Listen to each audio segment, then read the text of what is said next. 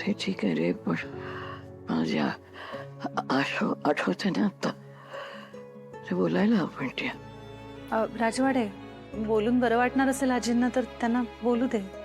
अहो पण घाई काय? या वयात तर सगळ्याची घाई असते रे पिंट्या. नंतर म्हणायला नंतर आलाच नाही तर. आजी कशा करता तुला असं बोलायचंय का? बोललंच पाहिजे का?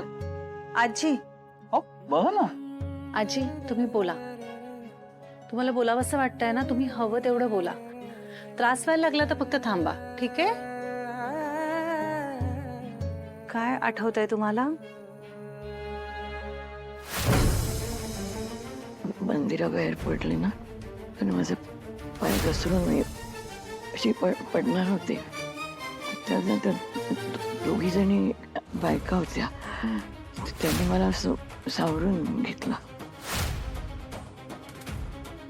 आणि मग ना अशी समोरून अरे गाडी आली आणि त्यातनं गुंड होते, त्यांनी असं मला ढकललं ते गाडीमध्ये आणि त्या दोघींनी त्यांनी पण मला ढकललं आतमध्ये.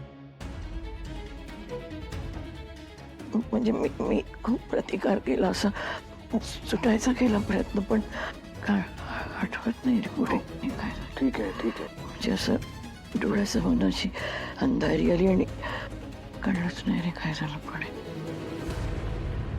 आजी, बाय एनी चान्स तुम्हाला त्या बायकांचे किंवा ती जी कोणी माणसं होती त्यांचे चेहरे आठवत आहेत का? नाही ग, मला नाही आठवत रे. आणि कसं ग त्यांचं ना चेहरे झाकलेले होते ना, नाही आठवत. इतकं सगळं असं पटकन झालं रे की काय नाही, म्हणजे काहीच नाही आठवत.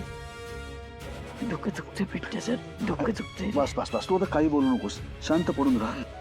तू ठीक आहेस, आमच्या जवळ आहेस, सुरक्षित आहेस, हेच सगळ्यात महत्वाचं आहे आजी. बाकी सगळं नंतर बघू. तू आता आराम कर आणि एक लक्षात घे, मी पूर्ण वेळ दाराच्या बाहेर कोणाला तरी बसवणार आहे आणि आता नाही म्हणायचं नाही, जे मी करीन ते गपचूप ऐकायचं. पिट्ट्या बस. आजी, भूक लागली असेल ना, मी छान गरम गरम मऊ मऊ खिचडी करून आणू तुमच्यासाठी. वरून तूप पण टाकते आणि थोडंसं लिंबू लोणचं. चालेल? आणा आणा आणा, तुम्ही ती खाईल हा, आणि मी- चांगली अशी मऊ करून आणा. हो, आणि लगेच. माझा ऐका ना, माझा प्लीज फोन लावा ना चार्जिंगला. हो, लावते. म्हणजे तू परत मला आता 3-4 दिवस असंच झोपून राहायला सांगणार आहेस ना? म्हणजे काय, तुला बरं वाटल्याशिवाय उठून येणार आहे आणि मी इथेच बसणार आहे, तुझ्या शेजारी, तुझ्या बाजूला. कळतंय? कुठेही जाणार नाही मी. पिंट्या औषधं, आराम, सौम्य जेवण, हे सगळं करायला लावणार मी तुला.